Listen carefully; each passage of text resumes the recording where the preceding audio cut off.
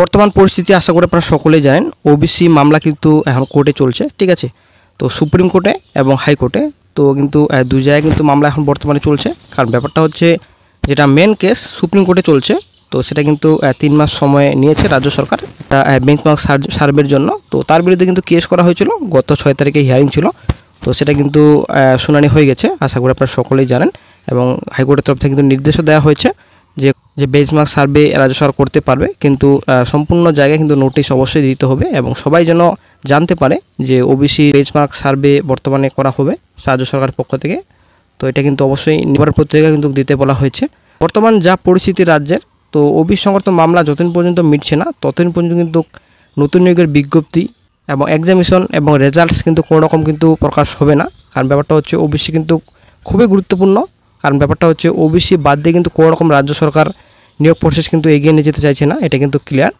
তো কলেজ বিশ্ববিদ্যালয় ভর্তিতে কিন্তু ওবিসি সংরক্ষণে বর্তমানে প্রশ্ন, বিভিন্ন বোর্ডের দ্বাদশ শ্রেণীর পরীক্ষার ফল একে একে প্রকাশ হচ্ছে। এরপরেই শুরু হবে কলেজ বিশ্ববিদ্যালয় স্নাতকের ভর্তির প্রক্রিয়া। উচ্চশিক্ষা ভর্তির ক্ষেত্রে অন্যান্য অনগ্রসর শ্রেণী ওবিসি পড়ুয়াদের সংরক্ষণে কোন সম্প্রদায়ের কারা অন্তর্ভুক্ত হবেন সেই নিয়ে সুপ্রিম কোর্ট ও কলকাতা হাইকোর্টে মামলা চলছে। এই পরিস্থিতিতে ভর্তি প্রক্রিয়া কীভাবে হবে সেই নিয়ে ইতিমধ্যে অনগ্রসর শ্রেণী কল্যাণ দপ্তরের পরামর্শ চেয়েছে উচ্চশিক্ষা দপ্তর। পাশাপাশি বিভিন্ন বিশ্ববিদ্যালয় স্নাতক এবং ছাত্রছাত্রী ভর্তির পদ্ধতির বিষয়ে অনগ্রসর শ্রেণী কল্যাণ দপ্তরের পরামর্শ নিতে উদ্যোগী হয়েছে। কলকাতা বিশ্ববিদ্যালয় কর্তৃপক্ষ গত বুধবার বৈঠক করে সিদ্ধান্ত নিয়েছে আইন ও ফুড নিউট্রিশন বিভাগ সহ স্নাতকের যে সব শাখায় ভর্তি নেওয়া হয় সেখানে এবং স্নাতকোত্তরের সব বিভাগে ভর্তির ক্ষেত্রে ওবিসি পড়ুয়াদের সংরক্ষণ কোন পদ্ধতিতে হবে তা জানতে চেয়ে অনগ্রসর শ্রেণী কল্যাণ দপ্তরে চিঠি দেওয়া হয়েছে। গত বছরে যাদবপুর বিশ্ববিদ্যালয় কলকাতা হাইকোর্ট রাজ্য সরকারের ওবিসি সংরক্ষণ নীতি বাতিলের পর ভর্তি বিজ্ঞপ্তি দিয়েছিল। শেষ পর্যন্ত বিশ্ববিদ্যালয় কর্তৃপক্ষ পড়ুয়াদের থেকে এই বিষয়ে ডিক্লারেশন নিয়ে ভর্তি নেওয়া হয়। সূত্রের খবর, ইতিমধ্যে ভর্তির ক্ষেত্রে ওবিসি সংরক্ষণ নিয়ে কী করণীয় তা জানতে চেয়ে অনগ্রসর শ্রেণী কল্যাণ এবং উচ্চশিক্ষা দপ্তরের কর্তৃপক্ষের তরফে চিঠি দেওয়া হয়েছে। বৃহস্পতিবার যাদবপুর বিশ্ববিদ্যালয় বিজ্ঞান ও কলা বিভাগের ভর্তি কমিটি স্নাতকে ভর্তি প্রক্রিয়া নিয়ে বৈঠক করেছে। প্রসঙ্গত, গত বছর রাজ্যের অধিকাংশ কলেজ এবং বেশ কয়েকটি রাজ্য বিশ্ববিদ্যালয় স্নাতক স্তরে ভর্তি নেওয়া হয়েছে অভিন্ন কেন্দ্রীয় পোর্টালের মাধ্যমে। আবারও তাই হবে, বিকাশ ভবন সূত্রে খবর। সেই পোর্টাল একেবারেই তৈরি রয়েছে, কবে তা চালু করা হবে তা অনেকটাই নির্ভর করছে ওবিসি সংরক্ষণ নিয়ে স্পষ্ট মতামত জানার পরেই। তো আশা করি আপনারা বুঝতে পারলেন, ওবিসি মামলার জন্যই কিন্তু আজকে এরকম পরিস্থিতি রাজ্যের, কলেজে ভর্তি হতে পারছে না ছাত্রছাত্রীরা। আসলে কিন্তু রাজ্যের পরিস্থিতি খুব খারাপ বর্তমানে।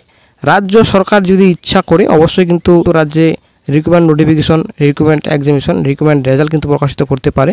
এটা কিন্তু অবশ্যই পারবে রাজ্য সরকার, কিন্তু নিজের ইচ্ছা মতো কিন্তু কোনো কিছুই এগিয়ে নিয়ে যেতে চাইছে না রাজ্য সরকার, সেটা কিন্তু ক্লিয়ার।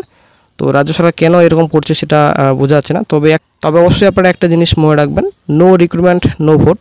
অবশ্যই আপনারা এই কথাটাই মনে রাখবেন, নো রিক্রুটমেন্ট নো ভোট।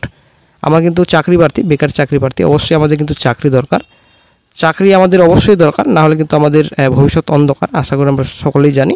তো আমাদের জেনারেশন তো প্রায় শেষের দিকে, তো নেক্সট যে জেনারেশন আসছে তাদের কিন্তু শেষ করা হবে ভবিষ্যতে, সেটা কিন্তু আমরা এখন ক্লিয়ার বুঝতে পেরেছি। যা রাজ্য সরকার দিন দিন করছে সেটা কিন্তু আসলে আমরা খুব পর্যায়ে পৌঁছে যাবে ফিউচারে।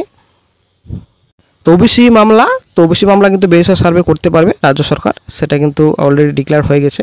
এবং হাইকোর্টের তরফ থেকে যেটা পিএসসি এবং পিআরবি এবং আপনাদের এখানে সিএস চিফ সেক্রেটারির বিরুদ্ধে যেটা কেস করা হয়েছে, কেন অনগোয়িং প্রসেস এগোচ্ছে না, কেন বর্তমানে নিয়োগ বন্ধ রয়েছে রাজ্যে, রেজাল্ট কেন প্রকাশিত হচ্ছে না, এক্সামিনেশন কেন নেওয়া হচ্ছে না, তো এই বিষয়ে কিন্তু কোর্টে মামলা করা হয়েছে হাইকোর্টে।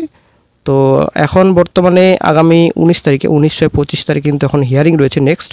তো ওই দিনে কিন্তু একটা গুরুত্বপূর্ণ আপডেট পাওয়া যাবে। ওই দিন সময় খুব কম ছিল গত 6 তারিখে, তো তার জন্য কিন্তু কোর্টে মামলাটি ওঠেনি, তার জন্য কিন্তু কোর্টে কোনো রকম হিয়ারিং হয়নি এই বিষয়ে। তো নেক্সট এখন 1925, তো দেখা যাক কী গুরুত্বপূর্ণ আপডেট নেক্সটে পাওয়া যায়।